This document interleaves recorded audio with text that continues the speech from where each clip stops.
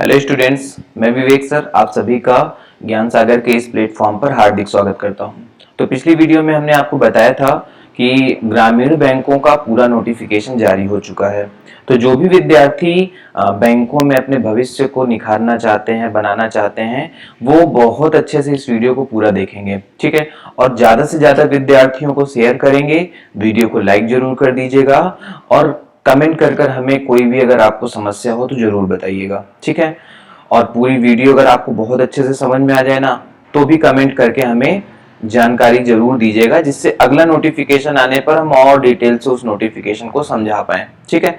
तो ग्रामीण बैंकों का जो एग्जाम होता है वो साल में एक बार कंडक्ट कराया जाता है, ठीक है। जितने भी ग्रामीण बैंकें होती हैं सभी का एक साथ फॉर्म जारी किया जाता है, जिसको हम लोग आरआरबीज कहते हैं, ठीक है। ग्रामीण बैंकें, रीजनल रूरल बैंकें, ठीक है।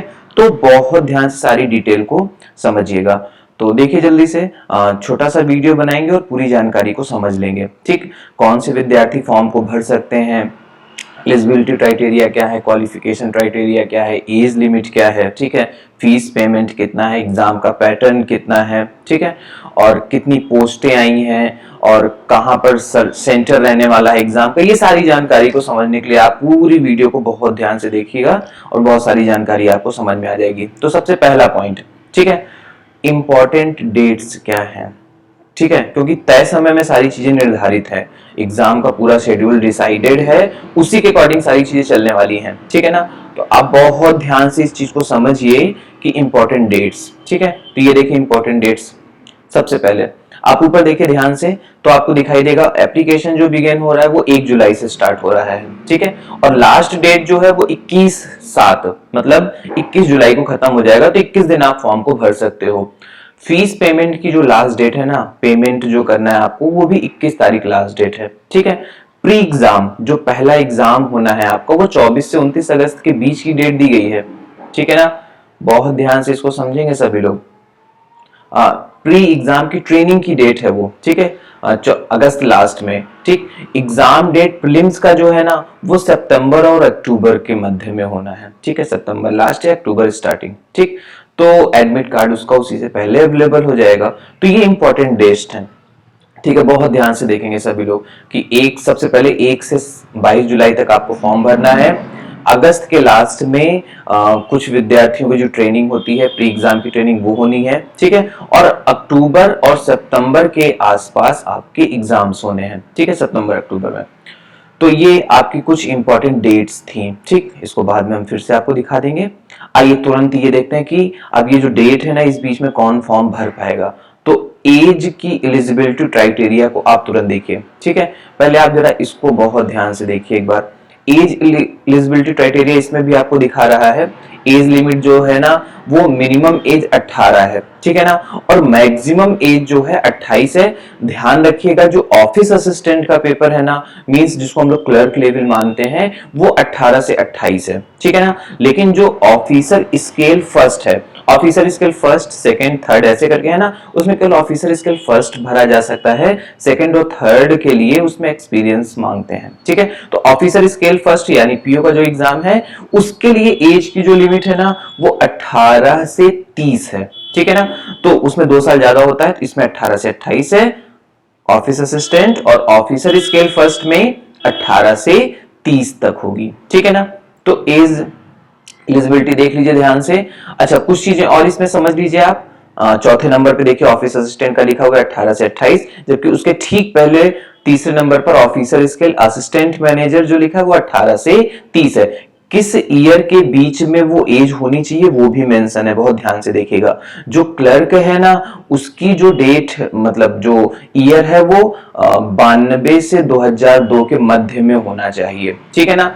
अच्छा, कुछ लोगों को एज में रिलैक्सेशंस होता है, ठीक है।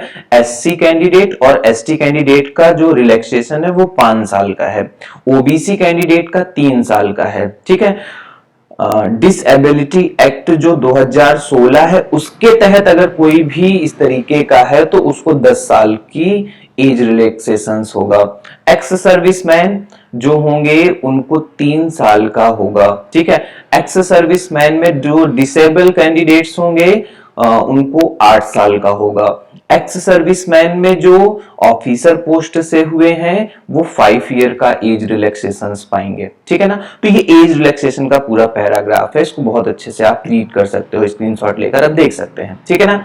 चलिए अगले पे चलते हैं अब हम लोग। इसको समझ लेने के बाद आपको तुरंत ये समझना होगा, ठीक है, बहुत ध्यान से समझिए कि क्वालिफिकेशन क्या होनी चाहिए। क्वालिफिकेशन समझिए, क्वालिफिकेशन मतलब कौन कौन सी डिग्रियां आपके पास होनी चाहिए कि आप फॉर्म भर पाओ, ठीक है ना। तो सबसे पहले आप ध्यान से देखिए कि ऑफिस असिस्टेंट मतलब जो क्लर्क लेवल हम लोग मानते हैं, उसमें एजुकेशन क्वालिफिकेशन आपकी ग्रेजुएशन कंप्लीट होना चाहिए, ठीक है ना। और जो ऑफिसर स्किल फर्स्ट है उसमें भी ग्रेजुएशन मांगा जाता है, ठीक है ना। उसके नीचे जो ऑफिसर स्किल सेकंड थर्ड ये सब है ना, उसमें देखिए अलग से एक्सपीरियंस के पार्ट लिखे हुए हैं, ठीक है, वो आप देख लीजिएगा। आप अगर हैं उस तरीके के कैंडिडेट तो आप उसको भर सकते हैं, ठीक है। तुरंत आपको समझना होगा, ये चौंकाने वाली चीज थी हमारे लिए भी, फीस स्ट्रक्चर, ठीक है ना। फॉर्म भरते समय आपको फीस जमा करनी होती है, बहुत ध्यान से सुनिएगा इस चीज को, ठीक है। पहले जब फॉर्म भरा जाता था तो इसकी फीस स्ट्रक्चर जो लास्ट ईयर था वो 600 था जनरल कैंडिडेट का, लेकिन अब की बार इसमें 850 दिखा रहा है ये, ठीक है, बढ़ा दिया गया है। क्यों बढ़ाया गया पता नहीं, एक दिन का पेपर कराना होता है, इतनी ज्यादा फीस लेने की आवश्यकता नहीं थी स्टूडेंट्स के लिए, इतना तो इनको ध्यान देना चाहिए, ठीक है ना। फिर भी अब हम लोग के हाथ में कुछ नहीं है, तो ऑफिसर स्केल फर्स्ट सेकेंड और थर्ड, ठीक है। जनरल कैंडिडेट के लिए 850 है, जनरल और ओबीसी कैंडिडेट, एससी एसटी और जो फिजिकल कैंडिडेट्स हैं, डिसेबल कैंडिडेट्स हैं वो 175, उसके अलावा जितने भी कैंडिडेट्स होंगे वो 850। ऐसे ही ऑफिस असिस्टेंट का भी है, बहुत ध्यान से सेम देख लीजिए स्ट्रक्चर है, ठीक है ना।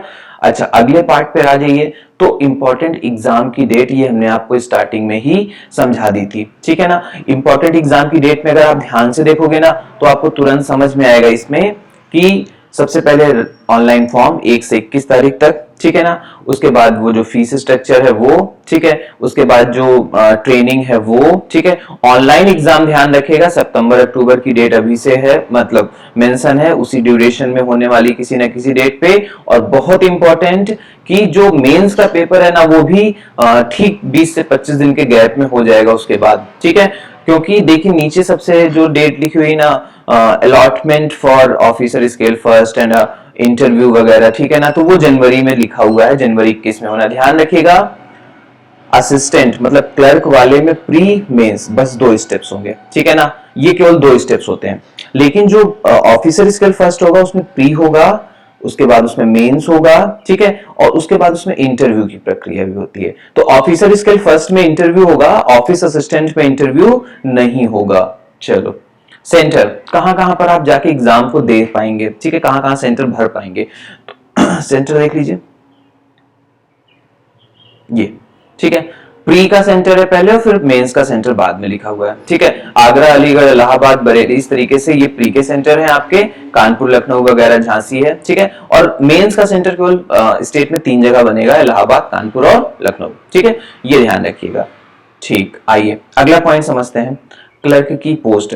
अदर स्टेट वाइज पोस्टें अलग अलग हैं, तो हमने केवल यूपी को भी आइडेंटिफाई कर रखा है, हमने फोकस कर रखा है, बाकी आप नोटिफिकेशन में हर स्टेट को देख सकते हैं, ठीक है।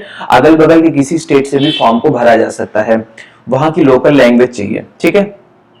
लोकल लैंग्वेज का आपको नॉलेज होना चाहिए। क्लास 8th के बाद आपने कोई भी लैंग्वेज सब्जेक्ट में ले रखी है तो इसका मतलब माना जाता है कि आपको वो लैंग्वेज आती है। तो हाई स्कूल में अगर आपकी वो लैंग्वेज है तो वो माना जाएगा कि आपको उसको लैंग्वेज आती है। दूसरी चीज, दूसरा पॉइंट कि बहुत ध्यान से इस चीज को समझिएगा आप,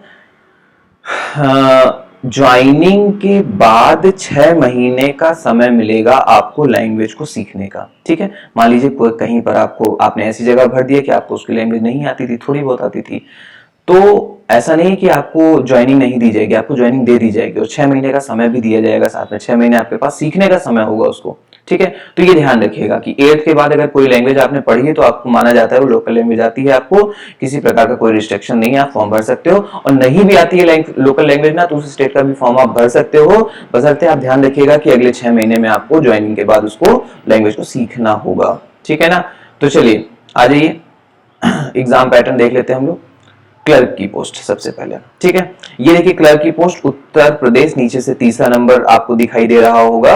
उसमें देखिए 276, 396, 88 इस तरीके से अलग अलग है, वो पूरे नोटिफिकेशन में आप जाके देख सकते हैं, ठीक है। ऐसे ही ऑफिसर स्केल फर्स्ट का जो पोस्ट है ना, वो देखिए उत्तर प्रदेश, ठीक है। 201, 433 और 63, ये अलग अलग बैंकों का अलग अलग कैटेगरी वाइज है, ठीक है। ये नोटिफिकेशन में आप अच्छे से देख लेंगे तो समझ में आ जाएगा।